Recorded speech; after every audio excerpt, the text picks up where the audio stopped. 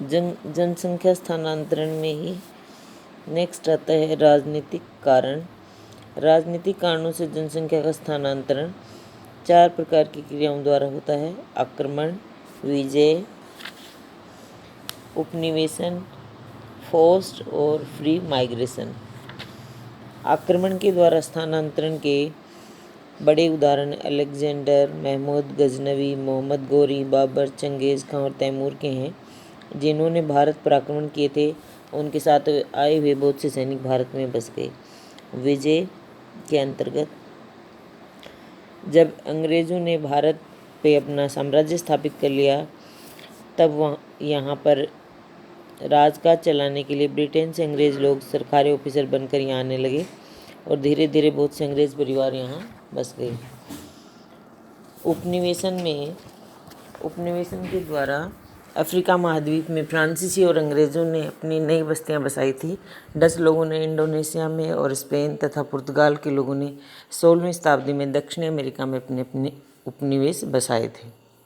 Forced और free migration में बलात् स्थानांतरण के द्वारा 18वीं शताब्दी में अफ्रीका के बहुत से निग्रो लोगों को पकड़कर जबरदस्ती दास बनाकर संयुक्त राज्य आदि को नई बस्तियों में मजदूरी करने के लिए भेजा गया। इसके विपरीत स्वतंत्र स्थानांतरण में मनुष्य को प्रवास करने में अपनी चॉइस रहती है। स्वतंत्र स्थानांतरण आर्थिक लाभ और संपन्न जीवन व्यतीत करने के लिए किया जाता है। इस प्रकार का प्रवास पश्चिमी यूरोपीय देशों से तथा जापान और चीन से होता रहा है। फिर आता है संख्या पक्ष। स्थानांतरण के संख्या पक्ष में इस बात पर विचार किया जाता है कि किसी देश से बाहर जाने वाले प्रवासित जनता और बाहरी देशों से आने वाली आवासित जनता की संख्या कितनी होती है। ये संख्या समय समय पर घटती बढ़ती रहती है। बड़ी संख्या में स्थानांतरण के प्रभाव अधिक व्यापक होते हैं।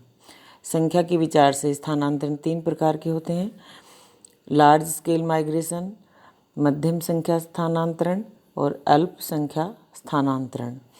मध्य शताब्दियों में और 18वीं तथा 19वीं शताब्दियों में अधिकतर ऐतिहासिक प्रवास बड़े पैमाने पर हुआ करते थे, जो अंतर्महाद्वीपीय और अंतर्राष्ट्रीय होते थे।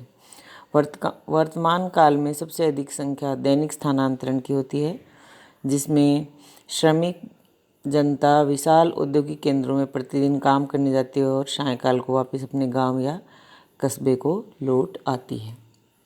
फिर आता है आपका स्थिरता पक्ष। कुछ स्थानांतरण ऐसे होते हैं जिनमें प्रवासी जनता नए देशों में जाकर स्थायी रूप से बस जाती है। उत्तरी अमेरिका, दक्षिण अमेरिका, ऑस्ट्रेलिया, दक्षिण अफ्रीका में यूरोपीय जनता स्थायी रूप से बस गई है।